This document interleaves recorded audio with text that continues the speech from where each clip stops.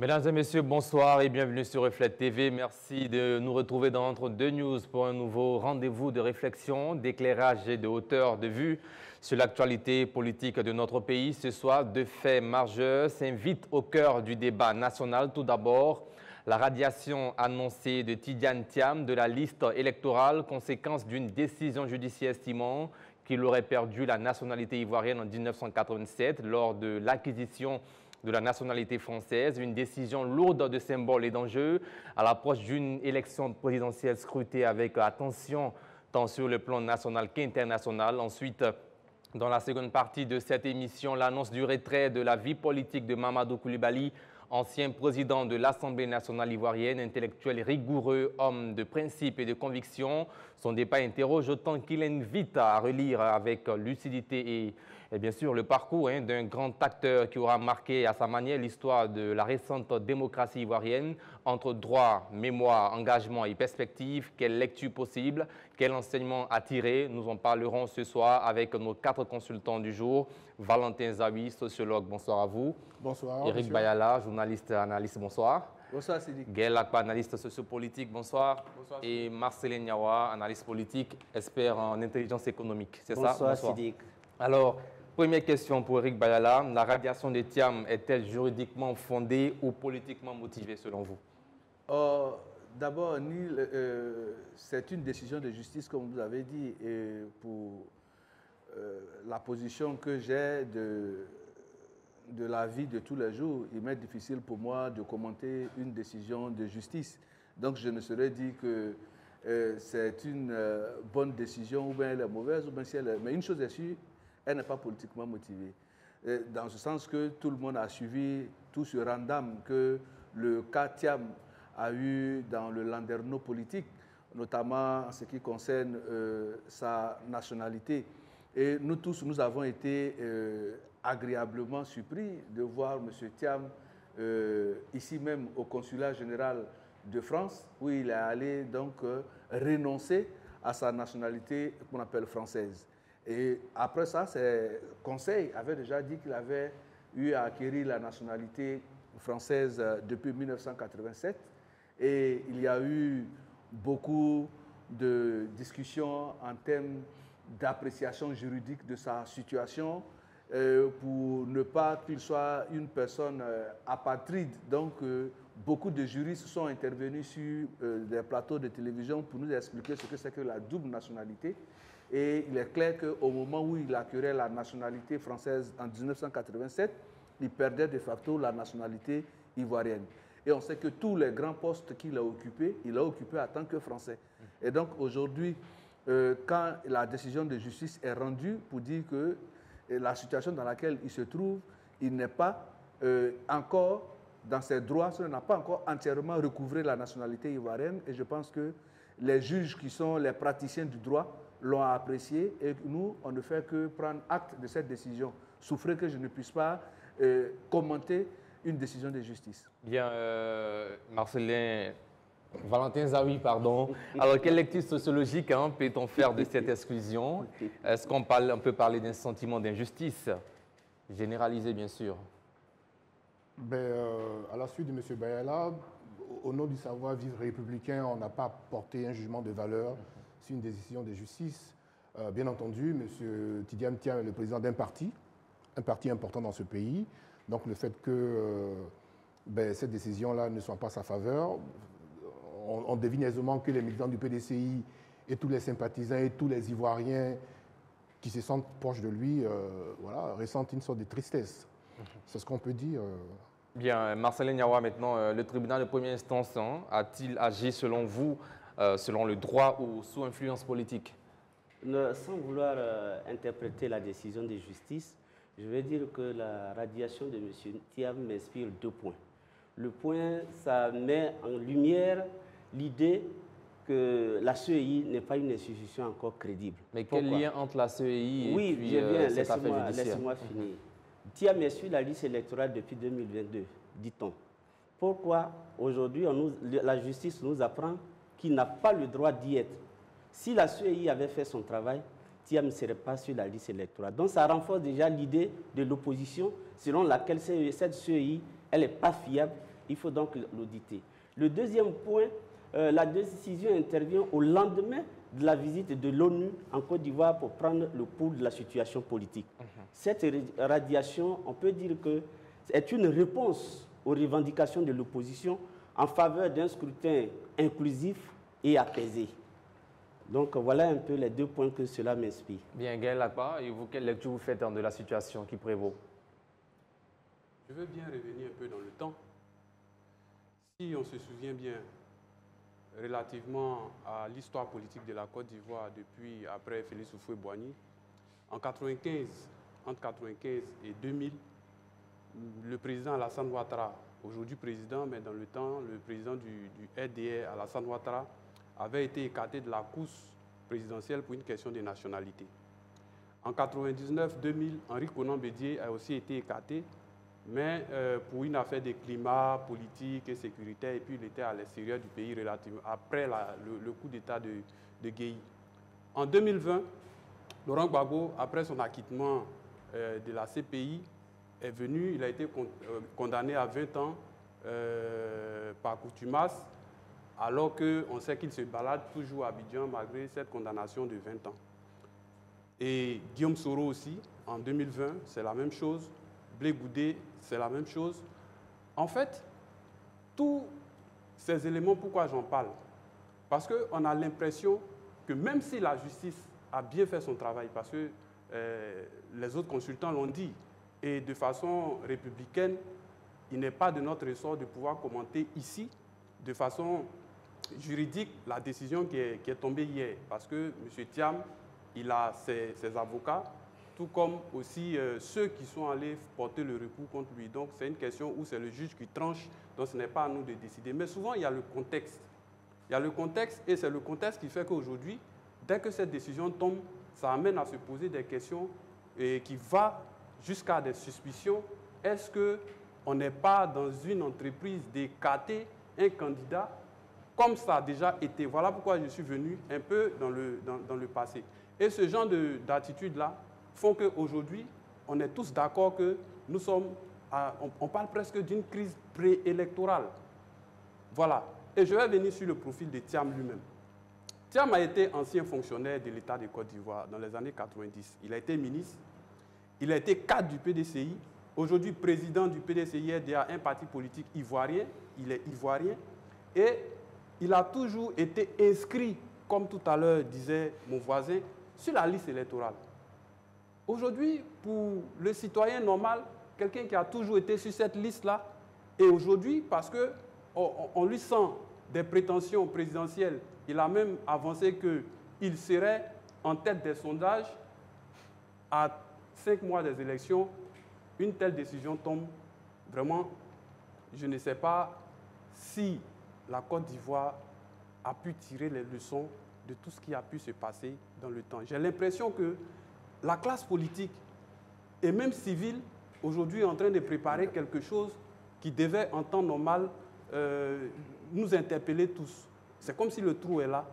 Merci Gaël Akpa. Bien avant de poursuivre, nous allons marquer une courte pause. Tidjane Thiam a prononcé un discours que je vous invite à découvrir maintenant sur vos écrans. C'était hier soir après la décision de justice. On regarde, on revient juste après. Nouveau rebondissement dans la course à l'élection présidentielle prévue en Côte d'Ivoire le 25 octobre prochain. Le président du PDCI-RDA, Tidjane Thiam, ne pourra pas se présenter au scrutin. La justice ivoirienne a confirmé ce mardi sa radiation de la liste électorale, estimant qu'il avait perdu la nationalité ivoirienne au moment de son inscription. Dans les heures qui ont suivi cette décision, le candidat du PDCI-RDA a réagi publiquement. Il s'est dit surpris tout en réaffirmant son attachement à la Côte d'Ivoire et sa détermination à poursuivre son engagement politique. J'ai appris qu'une décision de justice, tribunal de première instance, a décidé que je sois radié de la liste électorale, ce qui m'empêche d'être candidat à l'élection présidentielle. En fait, ce qui se passe, c'est que le pouvoir vient simplement d'éliminer, à travers un raisonnement juridique inique et incompréhensible, son rival le plus sérieux, ainsi que les sondages le démontrent. Ce n'est pas normal. Et ce n'est pas l'image que je souhaite que notre pays donne de lui-même. Pendant longtemps, on a essayé de faire croire qu'il y avait des dissensions au PDCI, qu'en fait j'étais contesté, mon leadership était contesté. On a aussi publié mensonge après mensonge, calomnie, attaque sur ma nationalité. Le sondage qui est disponible aujourd'hui, qui a été fait tout récemment, montre que les Ivoiriens n'ont accordé aucun crédit à ces attaques, qui n'ont pas marché. Alors, aujourd'hui, les masques sont tombés. Puisque ces attaques n'ont pas marché et que malgré tout, je fais la course en tête, il fallait tout simplement m'empêcher d'être candidat. Ce sont des militants du parti au pouvoir qui ont démarré ces procédures infondées contre moi, représentés par des avocats du parti au pouvoir, portant ces procédures devant des juges nommés par le parti au pouvoir. Et donc voilà plutôt la décision à laquelle nous sommes confrontés ce soir. Une situation qui compromet sérieusement les ambitions politiques de Tidiane Thiam, considéré par certains comme un sérieux challenger pour le scrutin à venir. Tidiane Thiam s'oppose à cette radiation. Vous savez l'attachement que j'ai pour la paix, le rejet de la violence, la légalité. Cela dit, je n'accepterai pas cette radiation parce qu'elle est injuste, injustifiée et incompréhensible. Le PDCI n'accepterait pas cette radiation. Absolument déterminé à ne pas accepter cette radiation.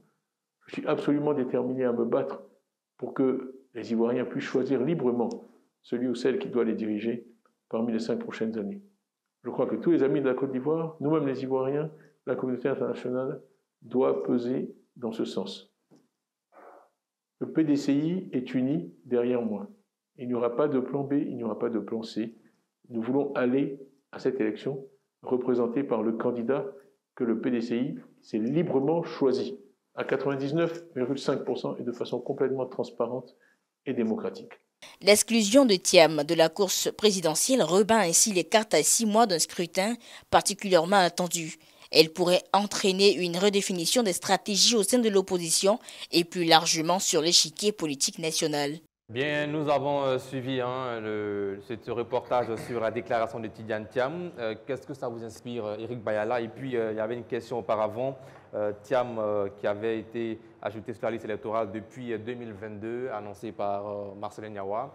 Comment vous réagissez face à ces deux faits? Oui, mais je veux dire que le rôle de la CEI, ce n'est pas d'établir les actes qui prouvent la nationalité d'un individu. Ce n'est pas le rôle de cette institution. Quand vous avez besoin... Mais ça montre aussi les failles de ce système. Laissez-moi aller au bout de mes idées, s'il vous plaît. Quand vous avez besoin d'établir un acte, un certificat de nationalité, vous vous rendez dans un tribunal. Au tribunal, le juge qui reçoit votre dossier est le seul arbitre d'apprécier votre situation en ce qui concerne votre nationalité. Parce que la nationalité n'est rien d'autre que le lien juridique qui lie un individu à une nation.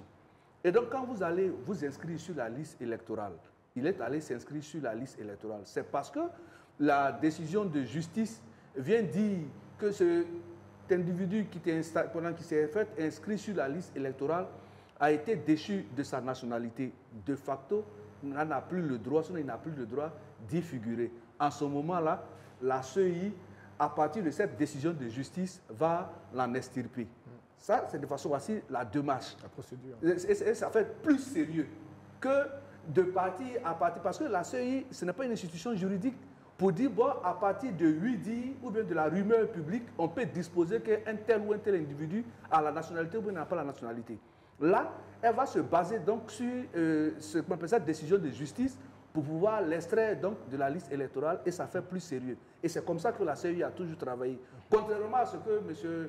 Marcelin Yawa a dit, la CEI est une institution sérieuse et qui travaille bien. Maintenant, réaction sur ce discours du président du PDCI.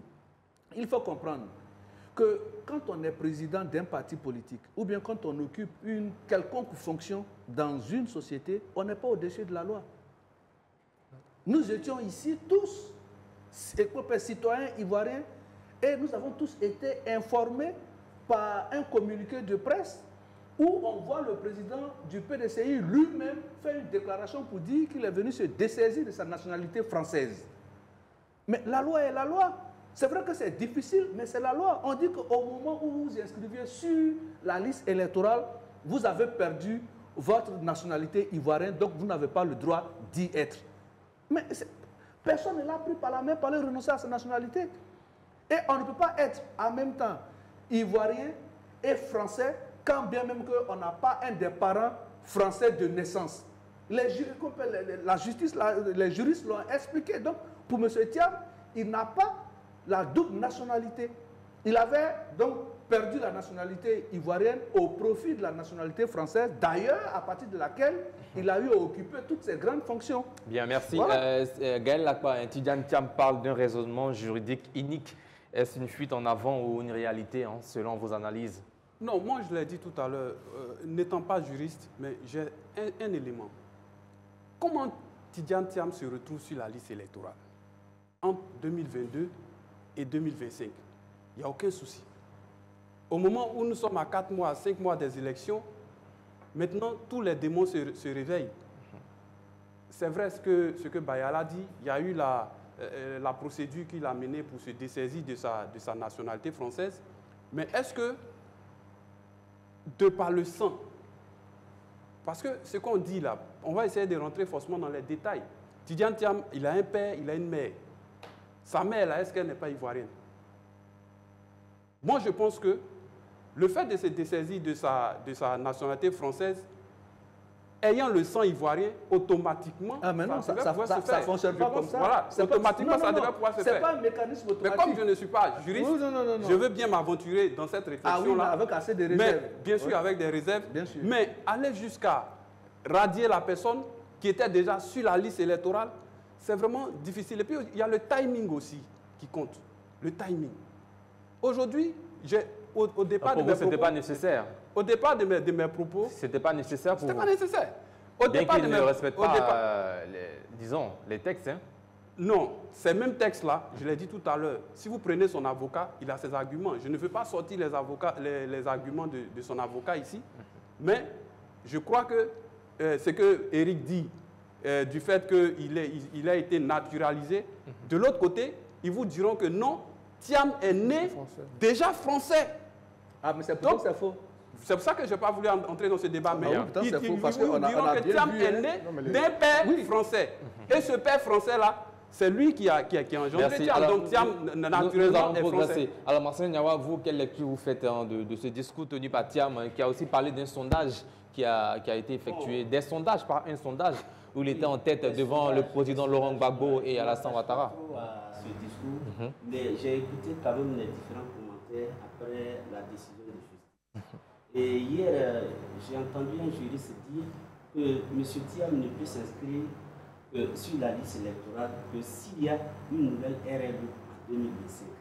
Alors, je me pose la question, est-ce un complot contre Thiam? Parce que quand je vois la CEI, lui qui se bat pour qu'il n'y ait pas de RLU en 2025, n'est-ce pas un complot qui est audit contre l'opposition pour que le pouvoir en place, lors des prochaines élections, puisse se choisir lui-même ses adversaires?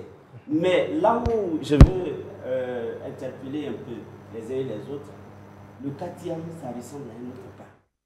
On a ici, dans ce pays, on a dit que lorsque M. Thiam est en 2000, disait que M. Alassane Ouattara n'était pas éligible. Les gens ont dit que ce n'était pas acceptable parce qu'il a été Premier ministre dans ce pays. Mais c'est la même chose aujourd'hui. Le même Thiam, il a été ministre dans ce pays. Si parce qu'on a été le premier des ministres, on ne peut pas être exclu d'une élection, pourquoi alors un ministre l'exclut? Mais cette décision ne dit pas que Thiam n'est pas ivoirien. Sa nationalité est reconnue de tous. On dit plutôt que Thiam a une nationalité en dehors de celle ivoirienne. La balance d'une autre nationalité, tout ça, nous sommes tous dans le même moule juridique, toujours les mêmes termes. Je veux dire que des Ivoiriens, aujourd'hui où nous en sommes, il faut qu'on avance. Parce que les mêmes causes produisent les mêmes effets. C'est pourquoi, quand l'opposition dit allons à la discussion, allons à la négociation, pour éviter des palabres inutiles, je pense que ce discours-là, il est beaucoup plus crédible. Donc, il est souhaitable que tous les acteurs politiques ivoiriens se retrouvent autour d'une table de discussion pour aplanir toutes les difficultés. Mais ça, c'est un hors sujet. Hein. On dit le discours de Thiam. Non, merci Eric Bayala. Laissez qu'il aille au bout de ses idées, allez-y. Bien. Alors, Marcel Niawa, l'œil du sociologue, Valentin Zawi, pardon, toujours des confusions sur ces débats. On finira par y arriver. Alors, quelle lecture du sociologue sur la situation qui prévaut également sur le discours tenu par Tidjane Thiam? Il dit aussi qu'il n'y aura pas de plan B, hein, ni de plan C. Il n'y a rien qui soit étonnant, nous sommes en Afrique. En fait, autant on ne peut pas commenter l'adhésion des justices, mais il y a quand même, ça appelle à des réflexions. On observe que nous sommes en 2025, et alors que la Côte d'Ivoire a signé une convention qui ne peut pas faire d'un citoyen un apatride, une décision faite de Tidiane Tiam apatride. Ça veut dire qu'au moment où nous parlons, il n'est ni ivoirien, il n'est ni français, il n'a aucune nationalité. La décision elle est prise, mais ce qui est important, en management, comme on dit, ce n'est pas tant la décision, c'est le message en creux qu'on envoie à l'étranger, à l'extérieur. On est en train de nous dire qu'une personne qui était cotée au plan quand même mondial, avec des références qu'on sait, on est en train de lui dire qu'aujourd'hui, il est apatride dans son pays. Bon, voilà, donc ça, c'est la première réflexion que moi, ça m'inspire. L'autre réflexion, c'est d'observer que nous sommes sur un continent où, finalement, l'indépendance de la justice, elle est un peu à géométrie variable, qu'on soit dans l'opposition ou au pouvoir. Alors, j'observe que nos acteurs politiques, quand ils sont dans l'opposition, en règle générale, ils se plaignent de ce que la justice soit sous ordre.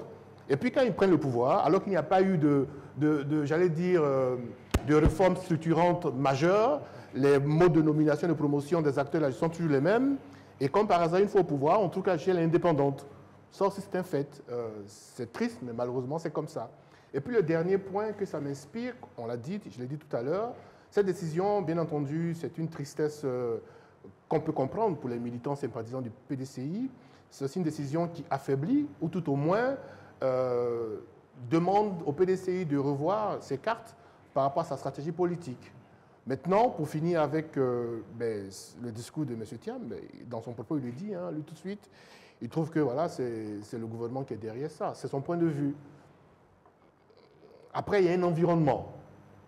Et la situation est telle que ça donne du grain à moudre. Voilà. Bien. Alors, Gaël Lakba, pour Tidiane Thiam, il n'y a ni de plan B, ni de plan C. Est-ce une stratégie risquée pour le PDC RDA? Pourquoi aussi ne pas prendre l'exemple sur le Sénégal qui a réussi cela avec Diomaye Faye et Sonko? Bon, moi, je ne vais pas ramener la question, mais je vais dire que aujourd'hui, on sait ce qui se passe au sein du PDCI entre Tidiane Thiam et Bion. Mais il y a bien d'autres personnalités au sein du parti. Honnêtement, moi, personnellement, je ne vois pas. Je n'ai pas dit qu'il n'y a pas d'intellectuels et autres, mais vous savez que pour se faire une carrure à ce niveau, jusqu'à être présidentiable, il faut quand même mener des activités, il faut mener des actions. Au PDCI, aujourd'hui, les deux meilleurs qu'on avait, c'était entre Thiam et Bion. Bon, pour vous, enfin. Voilà. En tout cas, de ce oui, que de votre point de vue. Sinon au-delà, peut-être que si on me parlait d'un plan C, peut-être que ce plan C-là aussi ne serait pas forcément intéressant. Donc, je parle des produits les plus intéressants, à mon sens, sur le terrain. Mais ce que je voulais rappeler ici, c'est qu'on est en train de se rendre compte que, est-ce qu'on sait que c'est un petit-fils d'Houphouët-Boigny, fondateur de la Côte d'Ivoire, qui aujourd'hui est apatride en Côte d'Ivoire? Ça interpelle.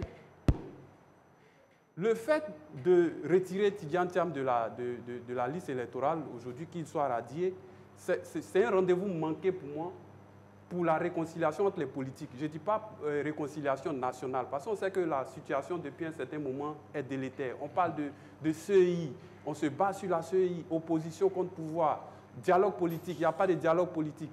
Mais à quel moment on va faire quelque chose qui puisse au moins calmer, faire descendre la tension? Et moi, je dénonce le fait que c'est comme si on voit le mur et puis on y va tout droit. Aujourd'hui, les députés du PDCI, relativement à cette décision, sont sortis de l'hémicycle. Ils sont partis. À quoi on s'attend? À quoi on s'attend, justement? C'est une sortie symbolique, ils ne sont pas partis définitivement. Bon, ils sont sortis. Symboliquement. C'est en prélude à des choses. Parce que quand Thiam a parlé, on le sait vraiment très calme. Mais quand vous prenez son discours, c'est le discours de quelqu'un qui s'apprête pour un combat. Quel combat? Merci. Dernière question avant la pub, Éric Bayala. Est-ce qu'une telle décision peut-elle être le déclencheur d'une autre crise post-électorale et même préélectorale aussi? Laquelle? La sortie des... Non, la décision de retirer, de radier Tidiane Thiam de la liste électorale. Non, je pense que c'est pas la peine, il n'y a pas péril dans la demeure. Avant cette décision, nos tribunaux rendent des jugements, sinon rendent des décisions de justice et la nation continue de fonctionner. Ce n'est pas parce qu'aujourd'hui il s'agit de M. Tidiane Thiam que la Côte d'Ivoire va s'arrêter. Non. Il s'agit du PDCI-RDA oui, qui est un grand parti ivoirien. Le PDCI-RDA est un million d'Ivoiriens. Dans ce même pays-là, on a dit ici que parce que Alassane Ouattara n'était pas candidat, certains ont pu justifier ici la rébellion avec. Oui. On est d'accord. Donc quand on le dit, et puis vous dites... Non, merci Gaël Akpa. Allez-y rapidement. Il vous reste qu'une seule minute pour terminer avant la pub. Je dis, avec cette décision concernant M. Tidiane Thiam, il n'y a pas péril en la demeure. C'est aujourd'hui M. Tidiane Thiam qui se trouve en bisbille avec la justice du fait de sa posture. Parce que quand il profitait des avantages liés à sa nationalité française, mais jamais on a vu ici, on l'a dénoncé, il n'a jamais lui-même, la Côte d'Ivoire, traversé des situations difficiles. Mais on ne l'a pas vu au chevet de la Côte d'Ivoire. Quand bien qu'il soit le petit-fils d'Houphouët-Boigny. Il avait une obligation. Donc aujourd'hui, justement, si aujourd'hui, il se trouve que par des dispositions juridiques, la nationalité ivoirienne lui échappe momentanément parce qu'au moment où il se trouve sur la liste électorale, en fonction des dispositions de notre loi, cela ne lui fait plus obligation d'y figurer, mais c'est la loi. C'est-à-dire, il ne faut pas laisser prédominer nos émotions au motif que nous sommes dans une sphère politique pour faire plaisir à X ou Y. Parce que la politique ne règle pas, sinon ne régit pas les rapports entre les individus. C'est plutôt la loi. Merci Eric Bayala, chers téléspectateurs. Ce n'est pas terminé, c'est juste une courte pause. On revient juste après pour poursuivre avec, bien sûr, ce sujet, bien sûr, la pub. Voilà, nous sommes de retour de la pub. Et dans cette partie, nous faisons une lecture sur la radiation de Tidiane Thiam de la liste électorale ivoirienne. Nos analystes donnent leurs différents avis sur ce sujet. Marcelin Niawa, question pour vous. Que risque la Côte d'Ivoire si un acteur majeur comme le PDCI-RDA serait-il plus tard, peut-être, pourquoi pas, du processus électoral en cours? Moi, je pense qu'il n'y a pas que le PDCI-RDA, c'est toute l'opposition. Ce matin, le groupe parlementaire du PPACI est sorti de l'Assemblée nationale, n'a pas suivi les travaux en plénière. Et après, le PDCI l'a suivi. Mais c'est l'opposition entière qui est en désaccord avec le pouvoir en place sur l'organisation des élections. Moi, je pense qu'à chaque année électorale, il n'est pas bon pour que dans un pays comme la Côte d'Ivoire, on puisse toujours se trouver compter des morts. Et quand on voit que nos pays, les pays limitrophes, nos voisins, qui ont le même niveau de développement que nous, eux organisent tranquillement des élections.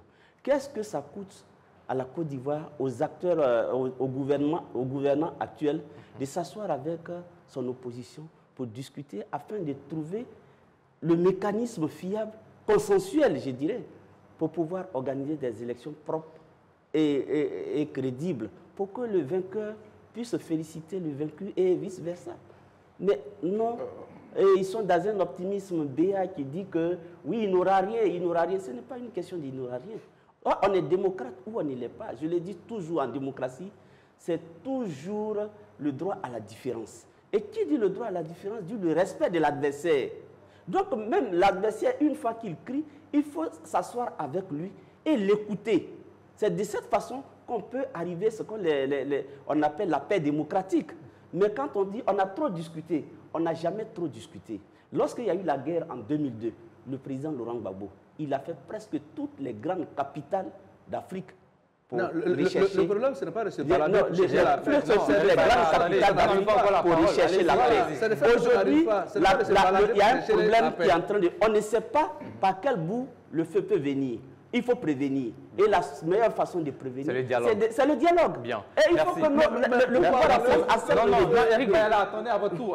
Gaël Akpa, que le climat politique actuel en Côte d'Ivoire, est-ce que ce climat permet une élection crédible, libre et transparente? On a déjà la réponse. Dans ce que j'avais dit, la plupart de tous les candidats de l'opposition ne sont plus aujourd'hui.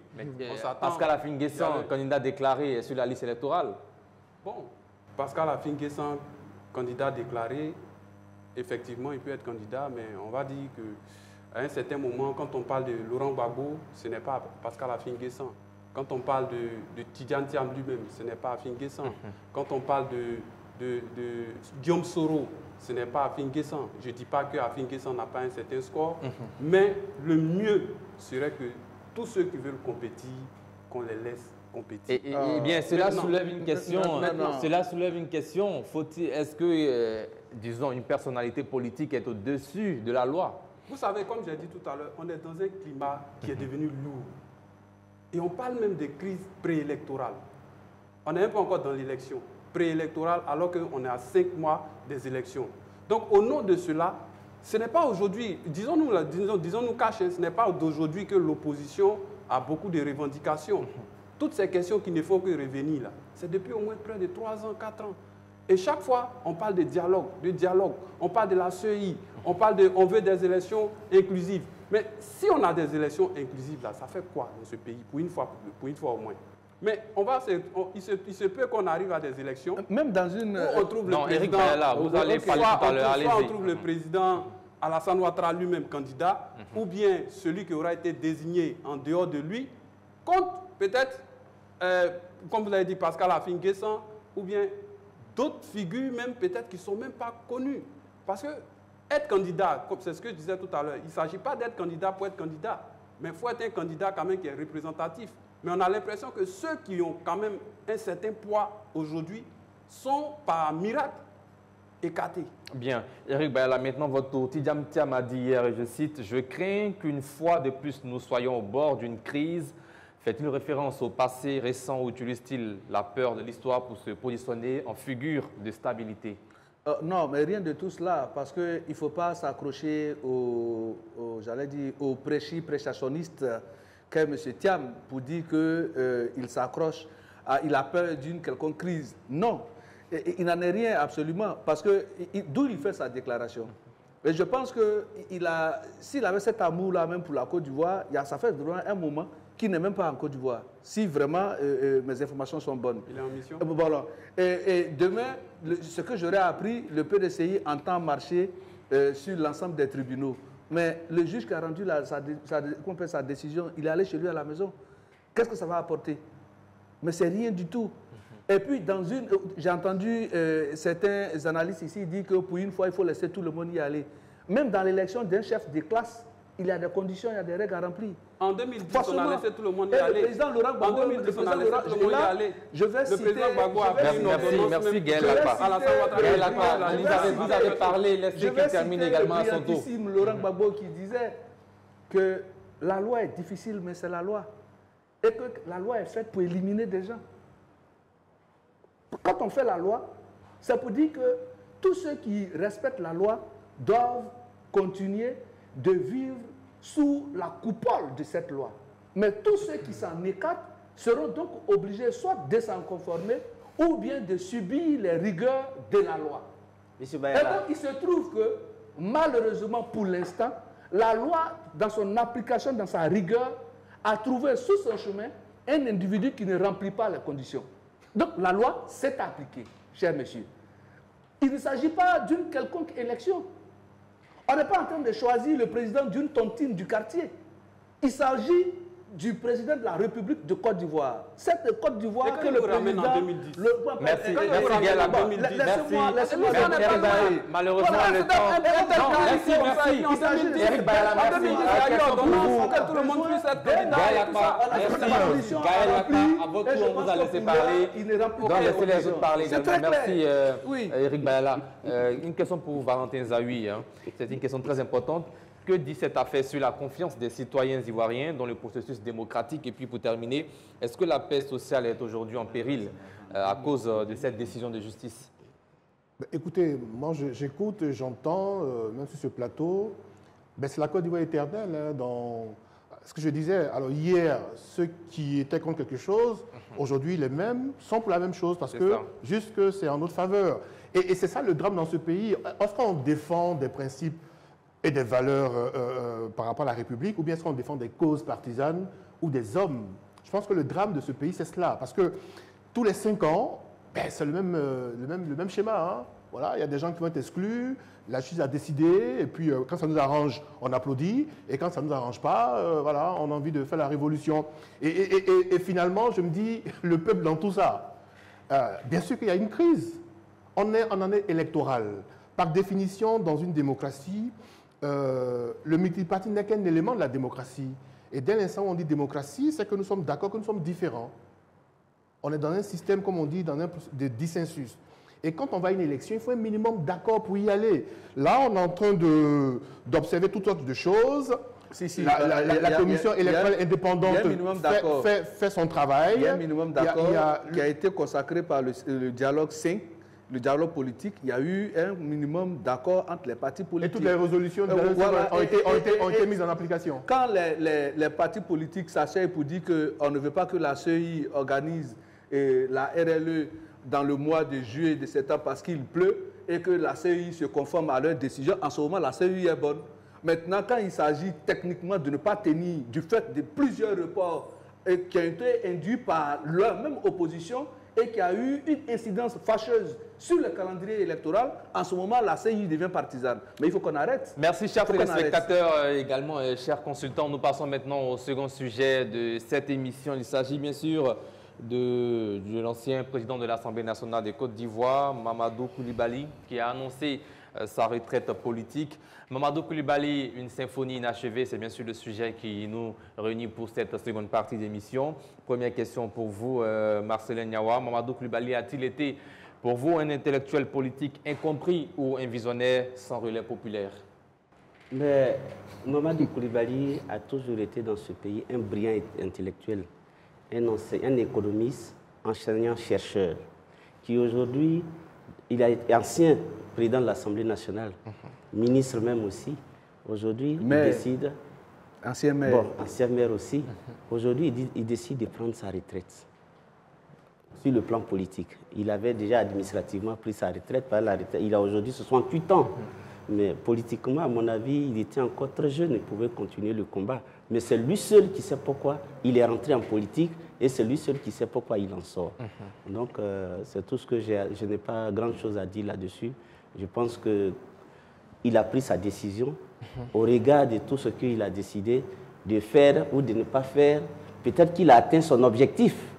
Qui sait? Donc, quand il dit j'ai une vie en dehors des mandats politiques et elle me passionne, ça veut dire qu'il a trouvé mieux ailleurs. Bien. Oui. Alors, Gaël Lacroix, comment vous interprétez cette phrase, je cite, « Mon temps est passé », Mamadou Coulibaly? J'aimerais que certains autres acteurs politiques de ce pays puissent dire la même phrase. La retraite, ça existe en politique. Même si elle n'est pas facile, ça existe. C'est en Afrique qu'on voit des personnes, 90 ans, 85 ans, qui sont encore là, des éternels politiques, qui finissent même par devenir des dieux à la tête du pouvoir. Si ce n'est pas eux, ces personnes. Non, on doit pouvoir s'arrêter, on doit savoir s'arrêter. Et je ne vais pas revenir sur le CV intellectuel de Mamadou Coulibaly, mais je retiens un intellectuel brillant sous le président Gbagbo, parce qu'il a fait un bon temps avec le président Gbagbo. Et quand il se détache du président Gbagbo et qu'il crée Leader, bon, avec Leader, il n'a jamais pu s'imposer, malgré le fait qu'il ait une vision économique vraiment claire. Voilà. Et au-delà de ça, ça m'emmène à me poser, parce que quand vous écoutez Mamadou Coulibaly, il a vraiment de très bonnes idées, des idées édifiantes au plan économique et tout ça, mais il n'est pas populaire. Moi, ça m'amène à me poser une question. Est-ce que le peuple même est préparé? Est-ce que le peuple ivoirien est arrivé à l'âge de pouvoir écouter les idées plutôt que de suivre les hommes? Parce qu'un homme comme Mamadou Coulibaly, sous d'autres cieux, il aurait été quand même quelqu'un de plus populaire que ça. Donc, bien, politiquement, il n'a pas pu atteindre les sommets attendus. Donc, comme Valentin, comme il a dit tout à l'heure, il a trouvé... Pour vous, c'est un visionnaire sans relais populaire, alors? Bien sûr, bien sûr. Et bien, je pense que de notre époque, de notre temps, de tels profils, pour l'instant, il va falloir attendre un peu encore. Bien. Eric Bayala, est-ce qu'on peut parler d'une sortie par le haut ou d'un aveu d'échec face à un système politique verrouillé? Oh, mais il était en compétition avec personne. Donc, on ne peut pas dire qu'il y a quand on crée un parti politique, c'est pour la conquête du pouvoir d'État. Oui, mais... en compétition avec les autres? Donnez-moi une élection à laquelle son parti politique a eu à participer. Parce qu'il ne suffit pas de créer un parti politique et puis de le mettre sur le boiseau. On crée un parti politique pour aller à la conquête du suffrage universel. Est-ce il a eu à prendre ce rendez-vous. On voit, vous parlez de politique, en 2020, sinon en 2015, il était candidat et l'État a accompagné les différents candidats à hauteur de 100 millions, 100 millions. Mamadou Koulibaly a été de ceux qui ont approché l'argent et après qui a dit qu'il n'était plus candidat face à Alassane Ouattara. Soit Alassane Ouattara. Et quand après a pris cet argent-là, il a dit qu'il n'était plus candidat. Et donc, il a perdu sa crédibilité vis-à-vis des Ivoiriens depuis cette époque. Donc, quand il prend sa retraite, c'est parce qu'il a su lire le paysage politique et il sait qu'aujourd'hui, là, il n'avait plus droit de citer. Et qui mieux que lui-même demander sa retraite politique? On ne va pas dire que c'est une symphonie inachevée parce que personne ne l'avait embauché en politique. Il est venu de lui-même et il s'est retiré lui-même. Et donc, on peut lui souhaiter bon vent et que sa vie qui le passionne après la politique soit des plus meilleures et qu'on aura retenu qu'une fois en politique, il y a eu un monsieur qui s'appelle Mamadou Koulibaly. Mais ce genre de décision, est-ce qu'il en faut assez dans notre paysage politique ivoirien? Pas forcément dans le paysage politique. Vraiment rare. Non, pas forcément dans le paysage politique ivoirien, à tous les niveaux de la vie. Bien, si à un moment donné, mais dans le domaine politique. Si à un moment donné, vous estimez que vous n'êtes plus en phase avec le peuple pour lequel vous semblez vous battre, si vous pensez qu'à un moment donné, vous n'arrivez plus à convoquer à un rendez-vous populaire les masses, et qu'on appelle ça social, en ce moment-là, c'est à vous d'apprécier. Parce qu'il y a une mauvaise lecture qui pense que faire la politique se situe à l'âge. Si tel était le cas, le président le plus puissant du monde ne serait pas revenu en politique, parlant de qu'on appelle ça de Donald Trump. Il est parti à combien, qu'on appelle à quel âge, et à quel âge il est revenu en politique. Le problème, ce n'est pas l'âge. Le problème, c'est plutôt ce que vous proposez. Et quels sont les mécanismes et les différents leviers dont vous disposez? Mamadou Koulibaly a toujours eu des belles propositions. Mais oui, il avait les belles propositions. Mais il n'y a pas d'adhésion populaire. Mais non, justement, vous êtes en train de me rejoindre. Le tout, ce n'est pas d'avoir de belles propositions. Quels sont les mécanismes que vous actionnez? Il avait qui avec lui? Voilà, c'est ça le problème. Parce qu'on a des belles idées, mais il ne faut pas être ce maçon-là qui a seulement le plan de la maison, seulement que dans la tête, mais qui n'a pas les mécanismes et les réflexes nécessaires pour pouvoir bâtir la maison. Bien. Alors, Valentin Zawi, dans un paysage politique ivoirien dominé par des figures vieillissantes, est-ce que son retrait est un acte politique fort ou une simple résignation? Mais quand on est en gérontocratie, effectivement, ça marque les esprits.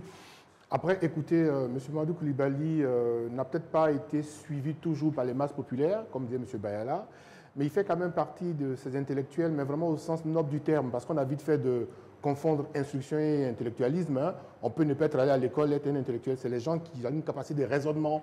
Et il avait cette force-là, cette capacité-là de pouvoir expliquer les choses de façon très simple. C'est quand même quelqu'un, sauf erreur, qui a 25 ans, 26 ans, a fait son doctorat en sciences économiques, donc brillant. Comme on dit, il était intelligent à l'école. Agrégé à 30 ans. Voilà, agrégé à 30 ans, comme dit M. Niawa aussi. Donc, il avait cette capacité-là à permettre, j'allais dire, aux masses populaires de se faire leur propre opinion en expliquant les choses. Après, il a eu des positions qui n'étaient pas forcément partagées par rapport au CFA flottant, il n'était pas forcément suivi par tout le monde. Il me souvient que sous le régime de la refondation, il était un peu la poche morale parce qu'il y avait une crise avec le ministre, non pas l'autre, Désiré Tagro, par rapport à l'école de police. Il faisait partie des gens qui avaient dit non, c'était des pratiques qu'il ne fallait pas. Bref, c'était quelqu'un, le président Gbagbo le qualifiait même d'électron libre. C'est quand même un libéral qui s'est retrouvé avec des socialistes. Donc, il a été toujours quelqu'un d'iconoclaste. Je pense qu'il a beaucoup apporté par rapport à la réflexion intellectuelle dans ce pays. Pour ça, il est à saluer. Après, c'est un homme avec ses failles. Il a réussi des choses, il en a réussi moins. M. Bayla a rappelé cette séquence-là de 2015 où il reçoit 100 millions de l'État et après, il n'y va pas. Et ça fait un peu tâche. Donc, je pense qu'on peut lui dire merci pour ce qu'il a apporté à la réflexion intellectuelle dans le pays. Alors, la retraite, c'est sa décision. Il pense qu'il est temps pour lui de se retirer politiquement. Mais si j'ai bien compris, autant il se retire politiquement, il se met aussi à la disposition de plus jeunes qui peut-être ont besoin de conseils. Donc, je pense que dans un rôle de coaching, dans un rôle de coach, il peut aussi apporter. Mais on salue ce qu'il a fait et puis la vie continue dans ce pays. Alors, pour terminer, on a 3 minutes. Votre plus grande déception avec Mamadou Koulibaly dans sa vie politique, bien sûr. Alors, ça, à titre personnel... 30 secondes maximum pour chacun. J'avoue que moi, personnellement, j'ai eu du mal à comprendre comment il a géré l'après-régime de la refondation. Parce qu'à peine sorti de la crise, il a été le premier à tirer sur les autres. Je me suis dit, d'un point de vue éthique, j'avoue que personnellement, ça a eu du mal à passer. Voilà, c'est ce que je peux dire. Bien, Eric Bayala, déception? Un intellectuel qui ne s'est pas fait comprendre. Un brillant Tom qui aurait dû avoir une belle carrière peut-être dans la politique, mais malheureusement, il ne s'est pas fait comprendre parce que lui-même, il est incompris. Voilà, parce que lui-même, il est incompris. Et cela va donc rejoindre la chute de M. Valentin, quand ils disent que quand on revient de la crise post-électorale, il sort donc de sa famille d'origine qu'est le Front populaire ivoirien, qui était à cette époque-là en manque de repères. Et il est parti en électron libre. Les autres aussi l'ont vu comme quelqu'un qui a trahi la cause collective. Donc il n'a pas eu d'adhésion à lui-même, sa propre vision. Bien, Marcelin Niawa, vos plus grandes déceptions avec Mamadou Koulibaly? Déception, c'est surtout après la chute du régime du président Laurent Gbagbo. Je pars sur le fait qu'on n'abandonne pas ses camarades en période de difficulté. Au moment où les militants du FPI avaient encore beaucoup plus besoin de Koulibaly Mamadou, c'est en ce moment qu'il les a quittés. Ça a été une grande déception pour moi, parce qu'il a manqué de solidarité, c'est tout. Bien, Gaël Lagba pour terminer. Déception une seule, c'est que peut-être que son trop fort intellectualisme a eu raison de lui. Parce qu'en Afrique, vous savez souvent aussi, surtout au niveau de la communication se fait en fonction de la cible. Or, Mamadou Koulibaly, il avait le bon discours pour une certaine élite qui pouvait le comprendre, mais il n'a pas su reconvertir son discours pour les masses. Donc, c'est ça, un peu ça. Et puis, je veux faire un petit rappel, c'est que, remarquons aussi que c'est le seul président de parti politique, pour l'instant que je sais à ma connaissance, qui a fondé un parti politique et qui a su se détacher, laisser la présidence à quelqu'un d'autre. En général, quand les gens font leur parti, ils sont présidents. Ça lui a été arraché. Hein. On lui a forcé la main aussi. Ça lui a été arraché. Ça va dans les interprétations. Ça lui a été de nos consultants. Il y a eu Monique Bekia et tout ça. Mais je pense que s'il n'avait pas la culture démocratique, ça ne serait pas arrivé. On se connaît, nous sommes en Afrique. S'il voulait embrigader la chose. Bon, oui, bien sûr, il a été forcé, on peut le dire. Mais pour être un démocrate, effectivement, c'est le président Laurent Gbagbo a aussi laissé le pour FPI aux mains de Pascal Affi-N'Guessan. Je ne vais pas revenir là-dessus. Mais pour un démocrate, effectivement, pour pouvoir braquer son propre parti politique qu'on a créé, on a tous les leviers. Sinon, on n'a pas dit que quand on crée un parti politique, il n'y a pas d'adversité. Merci Gaël Lagba. Place maintenant au carton rouge.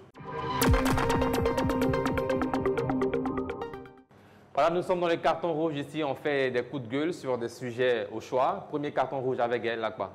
Carton rouge, on remarque un véritable non-soutien de l'État à l'entrepreneuriat, parce qu'on se souvient quand le président Alassane Ouattara prenait le pouvoir en 2010, l'un des leitmotifs, c'était l'entrepreneuriat, parce qu'on sait que l'Ivoirien, à la base, c'est plutôt fonction publique et tout, mais on nous a parlé beaucoup de l'entrepreneuriat. Des années plus tard, effectivement, beaucoup de jeunes ont connu ce mot-là, essaient de s'adonner à l'entrepreneuriat, mais seulement ce n'est pas facile parce qu'il n'y a pas de mesures d'accompagnement.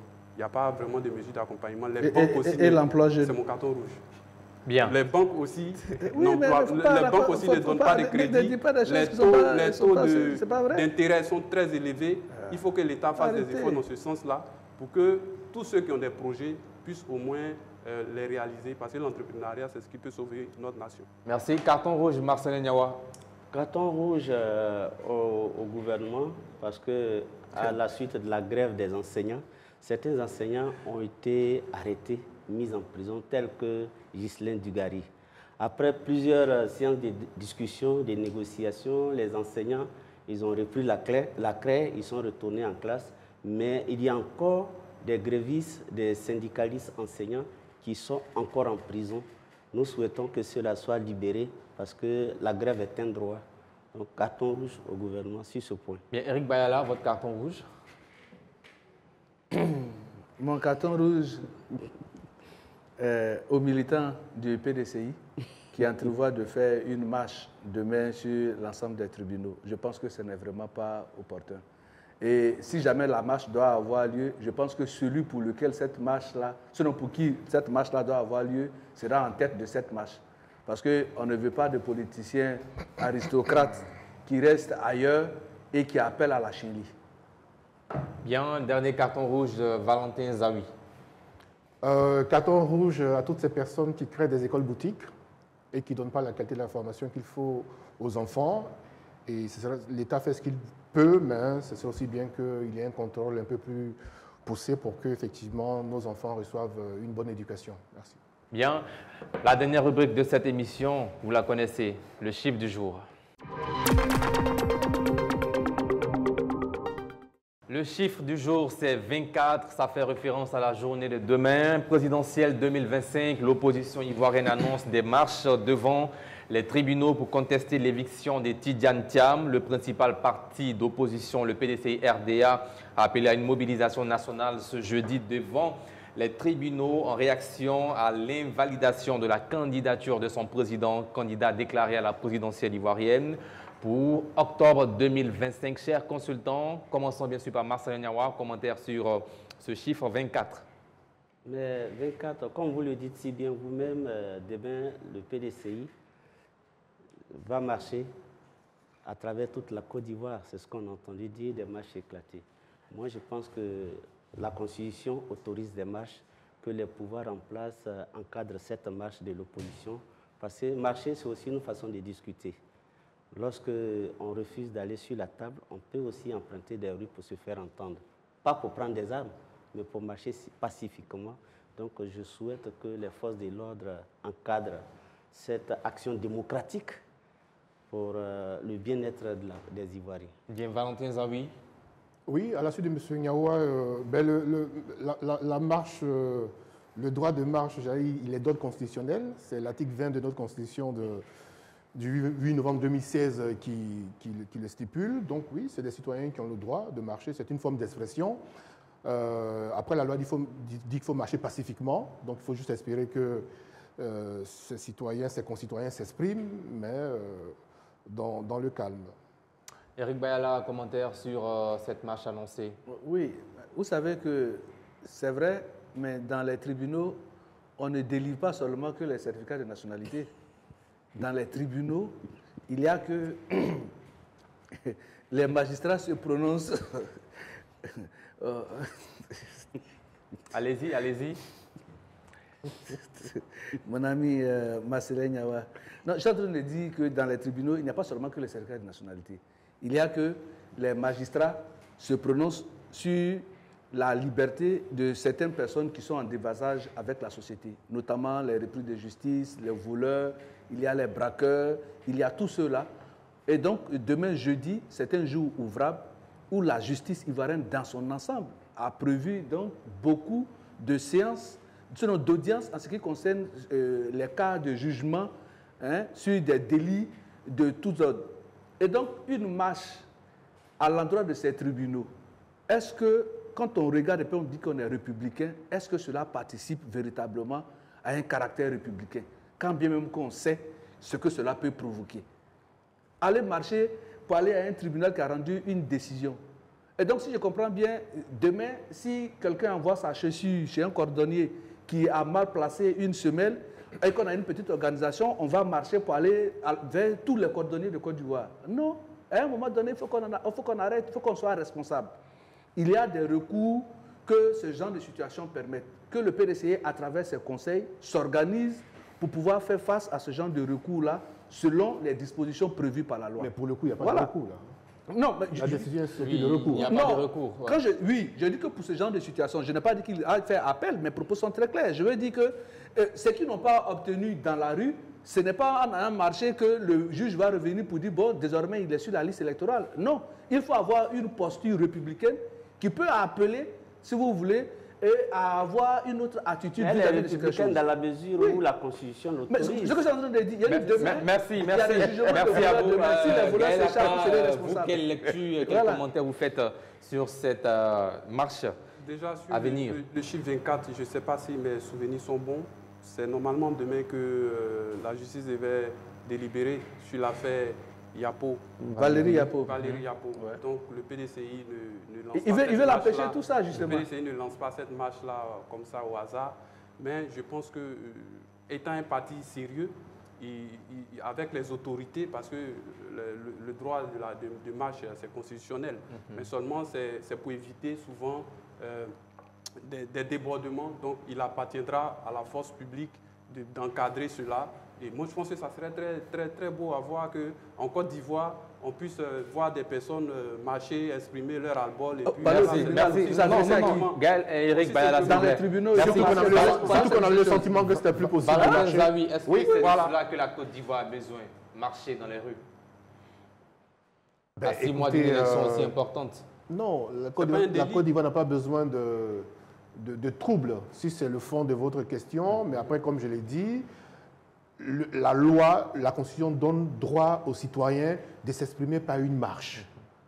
Et dans un pays organisé, comme ça se fait dans tous les pays démocratiques, les gens marchent et puis ceux qui veulent travailler vont travailler. Donc, la vie ne s'arrête pas parce que les gens marchent. Il faut aussi... Je pense que dans une démocratie, c'est aussi important d'entendre le ressenti des autres, même si on n'est pas d'accord avec eux. Parce que hier, il y en a aussi qui sont dans cette situation-là. Donc, parce que, voilà, il faut faire preuve un peu d'empathie. Je pense que dans une démocratie, c'est important. Après, il faut aussi espérer qu'on puisse trouver des solutions pour voir l'intérêt général. Parce qu'avoir nos intérêts partisans égoïstes, ça n'arrange pas le pays. Donc, je pense aussi qu'il y a ce pas-là qu'il faut faire pour aller dans le... Bien. Vous, Marcelin Niawa, quel sens vous donnez à cette marche? Mais moi, je pense qu'en 2010, 2012 et 2011, dans ce pays, on disait que le président Gbagbo n'était pas démocratique. Et il y a eu des bombes qui ont été jetées sur sa maison et qu'on qualifiait de bombes démocratiques. Donc, il a été vitrifié pour que la démocratie soit instaurée ici en Côte d'Ivoire. Je pense que demain, on aura la preuve qu'ils ont eu raison d'avoir fait cela ou bien ils ont eu tort. Et j'espère que cette marche sera bien encadrée. Ça n'empêche pas les activités. Dans tous les pays du monde, on voit, les forces de l'ordre, les forces régaliennes encadrent les marches. Et ceux qui veulent marcher, marchent. Ceux qui doivent aller au travail. Et la police et la gendarmerie, les forces régaliennes de l'État sont là pour encadrer ces activités-là. Surtout que notre Constitution le dit clairement. Donc, on va voir demain si véritablement ceux qui ont pris les armes contre la Côte d'Ivoire pour déficit de démocratie sont devenus réellement démocrates. Mais ceux qui ont pris les armes, ce n'est pas ceux qui sont au pouvoir. Bien. Il faut que ça soit clair. Bien. Voilà, celui qui a revendiqué la prise des armes, vous savez où il se trouve. Bien. Il faut que ça soit très clair. Vous voulez parler de Guillaume Soro? Bon, en fait, c'est vous qui le dites. Hein. Ah, ok. Alors, la prochaine question pour Eric Bayala. Une fois de plus, la Côte d'Ivoire devra montrer que ce pays est un pays démocratique à travers cette marche de l'opposition ivoirienne. Mais justement, la vitalité de la démocratie en Côte d'Ivoire n'est plus à démontrer. Ce matin même, on a vu le retrait du PDCI et du PPACI de l'hémicycle. Cela participe au dynamisme de la démocratie. Dans certaines grandes puissances, ils arrivent même, on transforme l'hémicycle en pugilat. Et puis ça continue. Voilà, le problème, ce n'est pas que parce que c'est arrivé ou bien il devrait avoir une marche demain qu'on va dire que la Côte d'Ivoire n'est pas un État démocratique. Et puis dans une démocratie, il appartient à l'État qui est en charge de la sécurité publique de disposer de la sécurité des citoyens. Et donc quand bien même la Constitution permet une marche et qu'on sait que cette marche-là peut emmener à un trouble général, l'État a le pouvoir d'interdire la marche. Bien. Voilà, donc ce n'est pas parce que c'est constitutionnellement acquis que c'est possible. Merci Eric Bayala, nous ne souhaitons pas. Les marches ne sont pas interdites. Merci s'il vous plaît, s'il vous plaît, cher monsieur. Nous ne souhaitons pas du tout le trouble. Dernière question pour terminer cette émission. Est-ce que la Côte d'Ivoire est à l'épreuve de la démocratie demain, jeudi? Non, non. Mais ça fait quand même un bon moment qu'on n'a pas vu un parti d'opposition. Vous êtes impatient d'attendre, de voir une marche, un sitting, une marche encadrée par les forces de l'ordre. C'est comme si c'est d'un autre âge en fait. Si demain on voit que la marche se tient, on a suffisamment de forces de l'ordre pour encadrer. Mais ce n'est pas possible. Bien. Sur toute l'étendue du territoire. Bien, merci, cher consultant. Eric Bayala, merci. Merci, cher consultant. C'est malheureusement la fin de cette émission, chers téléspectateurs. Rendez-vous pris demain jeudi pour un autre numéro d'Entre deux News. Demain, ça promet avec une interview exclusive accordée à l'honorable Assalé Tchemoko Antoine, président de Aujourd'hui et Demain la Côte d'Ivoire, député maire de Tias-Salé, qui sera sur ce plateau pour faire un tour d'horizon sur l'actualité ivoirienne, l'affaire Thiam, le retrait de la CEI, du PPACI et du PDCI-RDA, et bien d'autres questions d'actualité telles que la grande mobilisation de son mouvement prévu samedi prochain à Yopougon, à Abidjan. Donc nous vous attendons massivement pour suivre cette émission sur le numéro 208 du bouquet Canal+, ou 437 du, bien sûr, bouquet Free, et également sur les réseaux sociaux Facebook et notre site internet www.reflet.tv, tout en minuscule. Portez-vous bien, que Dieu veille sur vous et sur la Côte d'Ivoire. Faites très attention, la Côte d'Ivoire avant toute chose. Bonsoir.